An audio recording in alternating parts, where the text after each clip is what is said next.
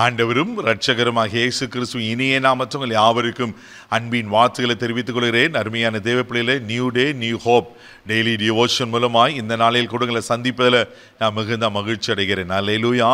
இன்றைக்கு கூட கர்த்தர் நமக்கு கொடுக்கிற வார்த்தை என்ன? யோவான் சுவிசேஷம் 5ஆம் அதிகாரம் 30வது வசனத்தை கூட வாசிக்க கேட்போம். நான் என் சுயமாய் ஒன்றும் செய்வது இல்லை, நான் கேட்கிறபடியே நியாயம் தீர்க்கிறேன்.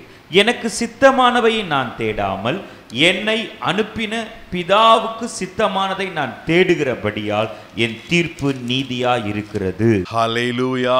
பாருங்க, ஆண்டவர் இங்க அழகா ஒரு காரியத்தை சொல்றாரு. நான் என் சுயமாய் ஒன்றும் செய்கிறதில்லை, நான் கேட்கிறபடியே நியாயம் தீர்க்கிறேன். அப்போ யார் சொல்லி செய்கிறாரு? யாருடைய வார்த்தை கேட்கிறாரு? அவர் பிதாவின் சத்தத்தை கேட்கிறவராய் இருந்தார். பிதா சொல்லுகிறதை செய்கிறவராய் காணப்பட்டார். ஆமென். அங்க சொல்லப்பட்டிருக்கு, எனக்கு சித்தமானதையெல்லாம் நான் தேடாமல் என்னை அனுப்பின பிதாவுக்கு சித்தமானதையே நான் தேடுகிறபடினால் என் தீர்ப்பு நியாயமா இருக்கிறதுன்னு சொல்லுகிறார். அப்போ பாருங்க, தேவ பிள்ளையில ஆண்டவர் பிதாவின் சித்தத்தை செய்வதற்கு எவ்வளவு உறுதியா இருக்கிறத நான் பார்க்கிறேன். என்னை நான் ஏன் சுயமாய் தேடாம என்னை அனுப்பின பிதாவின் சித்தத்தை செய்வது தான். இன்னைக்கு நாம யோசித்து பாருங்க, இன்னைக்கு ஆண்டுடைய சித்தத்தை நீங்களும் என்ன செய்கிறோமா? அப்படின்னா என்னது? ஆண்டுடைய விருப்பத்தை நிறைவேற்றுகிறோமா? அவர் சொல்றதை நம்ம செய்கிறோமா? தேவ பிள்ளையில, இயேசு தேவனுடைய குமாரன், அவ்வளோ பெரிய தேவ குமாரன் என்ன செய்கிறனா, பிதாவின் சத்தத்தை கேட்கிறவராக இருந்தார். பிதாவின் சத்தத்தை கேட்டதுனால தான் பிதாவின் சித்தத்தை செய்கிறாரு.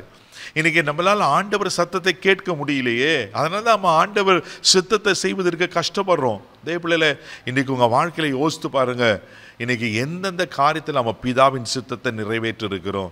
இன்னைக்கு ஆண்டவர் அதை ரொம்ப எதிர்பார்க்கிறார். என் பிள்ளைங்க நான் சொல்றதை கேட்கணும்னு. நம்ம பெற்றோர்கள் என்ன பண்ணுவோம்? நம்ம பிள்ளைங்க நம்ம சொல்றதுக்கு கீழ்ப்படியணும், கேட்கணும், அதன்படி செய்யணும்னு விரும்புகிறோம் அல்லவா? அதே போலதான் தேவ பிள்ளைல தேவகுமாரன் இயேசுவும் அவர் சத்தத்தை கேட்கணும், அவர் சித்தத்தை செய்யணும்னு விரும்புகிறார். அல்லேலூயா. வேதத்தில் வாசிக்கிறோம், யோவான் சுவிசேஷம் 4ஆம் அதிகாரம் 34வது வசனத்தை வாசிக்கும் போது ரொம்ப அழகாக சொல்லப்பட்டிருக்கும். வாசிக்க கேட்போம். இயேசு அவர்களை நோக்கி, நான் என்னை அனுப்பினருடைய சித்தத்தின்படி செய்து அவருடைய கிரியை முடிப்பதே என்னுடைய போஜனமா இருக்கிறது. ஆமென். அவருக்கு சாப்பாடு என்னவா இருக்கா? பிதாவின் சித்தத்தை செய்வதுதான். அல்லேலூயா. தேவ பிள்ளையில, அவர் கிரியை செய்து முடிப்பது அவர் வேலை. அவர் என்ன அசைன்மெண்ட் கொடுத்திருக்கிறாரோ, அவர் என்ன வேலையை கொடுத்திருக்கிறாரோ அந்த வேலையை செய்து முடிக்கதான் இயேசு உலகத்துக்கு வந்தார் அல்லவா? இன்னைக்கு நீங்கள நான் எப்படி இருக்கிறோம்? நம்ம போஜனம் எப்படி இருக்கு? உலகத்தின் மாம்சத்தின் கிரிகள் நம்ம போஜனமா இருக்கா? யோசித்து பாருங்க தேவ பிள்ளையில. மத்திய சுவிசேஷம் 26ஆம் அதிகாரம் 39வது வசனத்தை கூட வாசிக்கும் போது அங்க ஒரு இக்கட்டான சூழ்நிலை, மரண போராட்டம். ஆனா இயேசு என்ன தர்ம செய்கிறாரு? வாசிக்க கேட்போம். சற்று அப்புறம் போய் முகம் குப்புற விழுந்து, என் பிதாவே, இந்த பாத்திரம் என்னை விட்டு நீங்க கூடுமானால் நீங்கும்படி செய்யும், ஆகிலும் என் சித்தத்தின்படி அல்ல உம்முடைய சித்தத்தின்படி ஆக கடவது என்று ஜெபம் பண்ணினார். பாருங்க, இயேசுக்கு மரணம் நியமிக்கப்பட்டாயிடுச்சு. அவரை சிலுவையில் அறைய வேண்டும் என்று தீர்மானிக்கப்பட்டாயிடுச்சு. இப்போ அவர் சிலுவையில் மரிக்க வேண்டிய சூழ்நிலை. இப்படிப்பட்ட சூழ்நிலையில அவர் சற்று அப்புறம் போய் முகம் கூப்புற என்ன கேட்கறனா, பிதாவே, இந்த பாத்திரம் என்னை விட்டு நீங்க கூடால் நீங்கட்டும். அப்படின்னா இந்த மரண ஆக்கினை என்னை விட்டு போகட்டும், ஆகிலும் என் விருப்பத்தின்படி அல்ல உங்க சித்தத்தின்படி நடக்கட்டும். உங்க சித்தம் நான் மரிக்க வேண்டும், சிலுவையில் அறையப்பட வேண்டுமா, அதுக்கு நான் அர்ப்பணிக்கிறேன் பிதாவே. எத்தனை பெரிய வாக்கியம் பாருங்க. அன்னைக்கு அந்த பிதாவின் சித்தத்தை செய்து முடித்ததுனால தான், தன் ஜீவனை கொடுத்தனால தான் உலகத்துக்கு ரட்சிப்பு உண்டானது அல்லவா? தேவப்படியில நித்திய ஆக்கினை, மரணத்துக்கு உட்பட்டிருந்த அந்த மரண ஆக்கினையை கர்த்தர் சிலுவையில் அவர் முறியடித்தார் அல்லவா? சத்துருவின் தலையை சிலுவை நசுக்கினார் அல்லவா? அவர் பிதாவின் சித்தத்துக்கு செய்து கீழ்ப்படிதனால்தான் இன்னைக்கு நாம் அந்த பிதாவின் சித்தத்தை செய்ய பழகி கொள்ளுவோம்.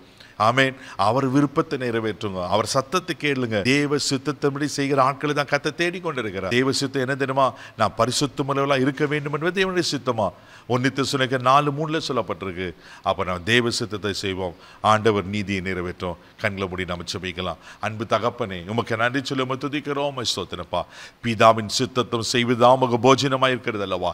ஆண்டவரே, எங்களையும் அப்படி மாற்றுங்க. ஆண்டவரே, எங்களையும் அப்படி மாற்றும். உங்க கிருபைக்கு ஒப்பு கொடுக்கிறோம். மகிமை உமக்கு செலுத்த செலுத்துகிறோம். ஆவியானவர் பொருள்படுத்திக் கொள்வீராக. ஆசீர்வதிக்கும்படியாக நாங்கள் ஜெபம் பண்றோம்ப்பா. ஆண்டவரே, உங்கள் சித்தத்தை செய்ய நாங்கள் அர்ப்பணிக்கிறோம். பொருள்படுத்திக் கொள்ளும். இந்த நாள் முழுதும் கரமெடுத்து நடத்தும் இயேசுவின் மூலம் ஜெபக்கலாம் பிதாவே. ஆமென். தெய்வ சித்தத்தை செய்யுங்க. நிச்சயமா ஆண்டவர் உங்களை ஆசீர்வதிப்பார். God bless you.